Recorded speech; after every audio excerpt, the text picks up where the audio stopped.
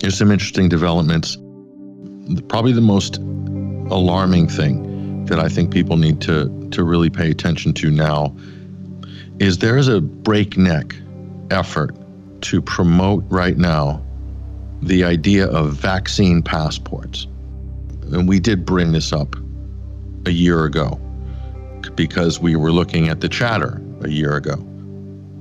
10 months ago, February, March, April, as soon as the term pandemic made it out into the public sphere and that was moving around in various quarters.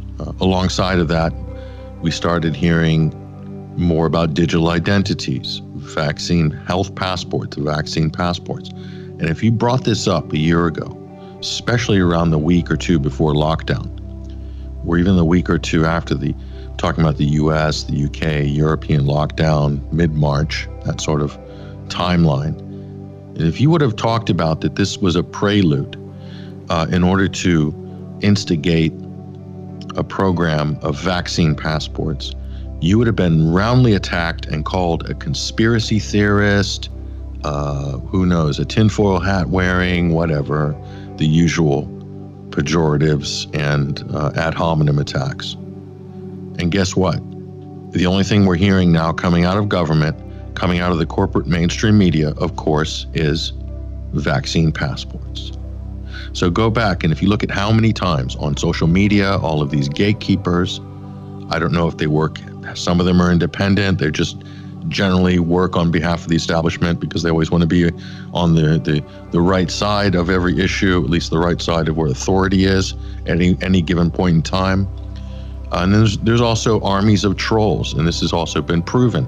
The government also have programs as well. In the UK, we know they do, because they've admitted as such. Brigade 77, that's a military cell, and they work social media, especially Twitter. They also work Facebook and other things in order to influence and direct and sort of kind of herd public opinion, and also to attack any dissenters and to sort of insult, maybe humiliate, try to influence people not to challenge the official narrative or to bring up any of these, quote, conspiracy theories before they become real.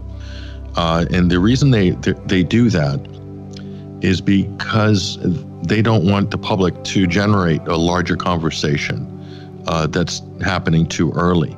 They don't mind if there's a conversation happening after something's been implemented.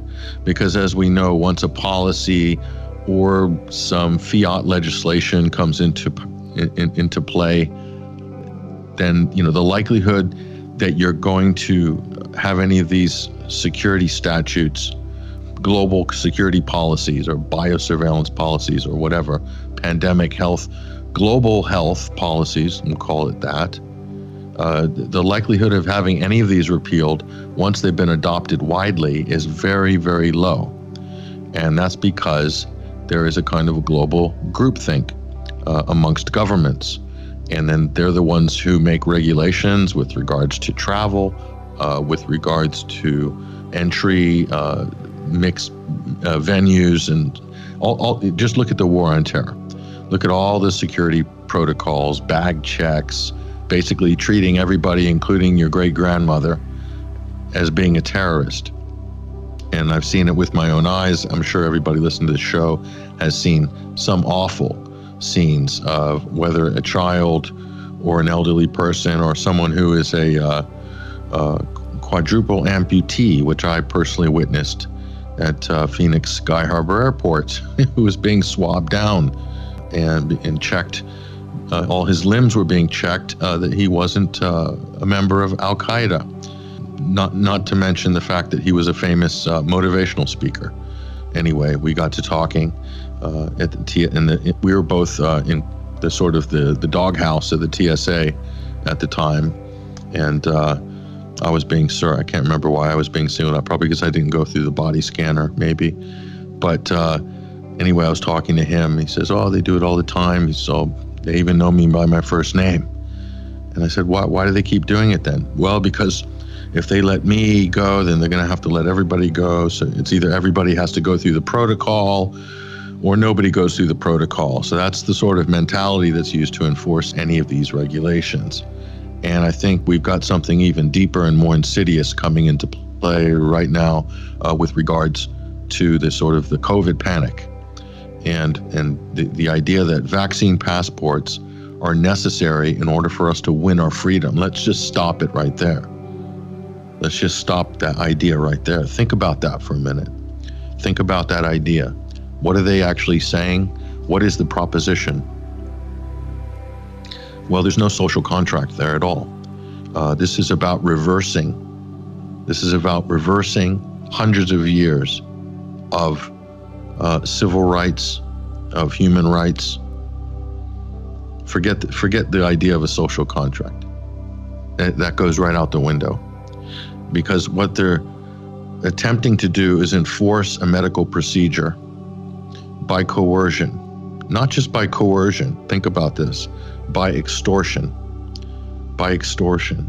They're extorting your compliance, that you will not have, you'll be deprived of your basic freedoms, freedom to move, freedom to travel, freedom to go see your family, freedom to go into a supermarket and buy food, freedom to attend a music event, a festival, freedom to go to school. Where does it end? Freedom to go to university. Where does it end? Freedom to work at this company, to take that job, to make a living, to put food on your table. Where does it end? Freedom to get medical care? Will you be allowed admission in a hospital if you're not vaccinated for COVID? Where does it end? Where exactly does it end? Where does it end? That's extortion. The state's going to deprive you of all of your basic rights, basic civil liberties, unless you accept a medical procedure. Never before in history. Well, in modern history. Of course, this was common in medieval days, in various forms, and maybe even still in parts of the world, in some what you might call not modern countries and societies, enforced medical procedures. I don't want to go into the details of that. Use your imagination. So, in a way, that is a return to a medieval mentality. So this is wiping away hundreds of years. This is the post-Enlightenment period being wiped away. That's what you're signing up to. So it's not just a question of whether you're going to comply or agree with this, because there's a lot of people that will comply even if they don't agree, and that's a precarious position to be in. There are even people that will comply when they don't agree, and they will also defend the position of the people who don't want to comply, who don't consent to have forced vaccination, or to carry around a medical passport, or worse, that you're going to have a digital ID that's going to be rolled into one app, either on your phone or body device, bracelet, RFID chip, whatever the method. Okay, and that's going to be your purchasing, your access, your ID, your quote health passport. What else?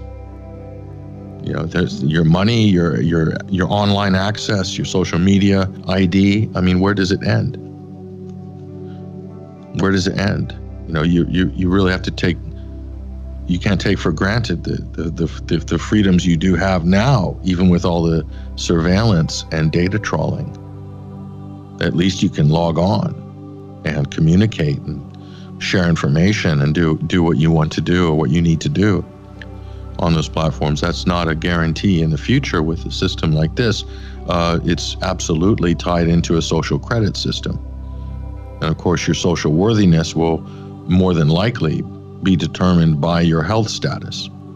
Now, if you allow this to go forward, even on the basis even if you believe that COVID-19 is the all singing and dancing rock star of respiratory viruses, the most deadly pathogen ever to make landfall on the planet Earth, okay? Even if you believe that, do you realize that if you allow this level of tyranny, this level of this level of a scientific dictatorship, and I say that in jest because there's nothing scientific about it. It's a corporate technocracy that's based on pseudoscience, masquerading as science. But even if you believe in COVID being the most dangerous plague known to man, do you realize that it doesn't end with COVID this year or next year? They will require, and I'm saying this because this is what ministers are saying right now, okay? They're going to expect that there's going to be updated vaccines every year and for every variant. So who knows if according to what Bill Gates said this past week, okay, that we need a third booster shot. Just on that basis for a new variant, you could have unlimited. I mean, there could be a whole package, like 5 or 6 COVID vaccines a year that you'd have to take. And then what are they going to add? The flu. What else? How long of a list do you want? As long as my arm. If you're in America, you look at the vaccine schedule for children in some states, it's over 60 before the age of 4 or the age of 6. I don't have the document in front of me, but those of you who are familiar, those who are out there who are familiar with these schedules know exactly what I'm talking about, okay? Now, if you're above a certain age, you've avoided that. They've lopped that on for younger kids. But of course, you bypass that simply by the fact that you're older, and when we were young, we only needed a handful. Maybe 2 or 3 or 4, maybe 5, maybe that was it. Not 60. So with this system, they'll be able to capture that adult population as well. And as you know, there's a lot of autoimmune reactions and conditions, diseases, and so forth associated with a lot of these corporate products. So the fact that you'd be mandated to take X amount of them in order to be able to carry out basic functions within society is absolutely preposterous. And yet, this is what is being pushed, at least by the UK government, many in the United States. The mainstream corporate media is 100% promoting this. I have seen very little pushback, surprisingly. I mean, what sort of a spell are people under? I'm telling you, people are not thinking straight right now. So you need to have this conversation. You need to have it now with people within your inner circle of your family, your friends. You need to have this conversation now. You can't wait till tomorrow. It needs to happen literally right now, today. You need to start having this conversation because this juggernaut is coming down the track, and you will not know it hit you until it's all over, okay? So that is not an exaggeration. That is the level of madness that we are faced with right now.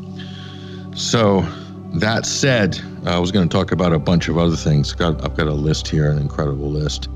I will point out, Time magazine, believe it or not, Time magazine has released an article this past week, and the headline is, "Do Vaccines Stop COVID-19 from Spreading?" And you're starting to see these admissions coming out in these mainstream articles, and they're trying to put a nice soft sheen on it, okay? Time has admitted that the mRNA vaccine doesn't stop the spread. It doesn't act like a traditional vaccine. A lot of people are making the argument that it's not a vaccine. It's actually gene therapy. They have a very strong argument in that sense because it's not a traditional vaccine. It's using the term vaccine, hence it's been able to be waved through as a matador waves the bull through the red cape. It's been able to wave through the regulatory process under the quote state of emergency. So again, the fraud is on a scale that nobody has ever seen before. Oprah Winfrey, Oprah Magazine. What symptoms to expect after you've had the COVID-19 vaccine? Oh, you might feel very ill and pain in your arm, and you might feel nausea. And I mean, they're just basically saying it out in the open now. But what they're doing is trying to normalize it. This is a bit of a controlled explosion because the numbers are coming in now, and it's not pretty. And I think it's something people need to be really concerned about, as well as the deplatforming, the aggressive censorship. The UK column had our video from Friday's news, not last Friday, the Friday before, was removed by YouTube, the whole program. The excuse was medical misinformation. We were quoting a peer-reviewed scientific paper on the dangers of prions. We got censored. We've appealed, nothing, no response. No response. There could be important information on that newscast for people. Very important information. It's sourced, it's peer-reviewed, and there's YouTube, there's Google. So who are they working for? As social media companies, are they working directly on behalf of the pharmaceutical cartels? Are they working in conjunction with government? Yes, they are working with government. So the government, who knows, is employing how many people to troll and report various bits of content and say that it's disinformation, whatever, and who knows who's adjudicating these claims at Facebook or YouTube. And you have these armies of fact checkers. You have people referring to Wikipedia to justify their decisions. And you have armies of editors on Wikipedia behind the scenes, basically gatekeeping and putting out themselves establishment misinformation. Okay, this whole system that we're in right now is completely corrupt. So who can you trust? Well, trust yourself. Trust yourself. You're going to have to get educated and take responsibility for the information yourself. And those people who can't tell the difference, whether they're being sold a bill of goods or not, all I can say is good luck to you. But it's going to be, you can have a rough road ahead of you. Otherwise, it's time to take the bull by the horns, not play the matador.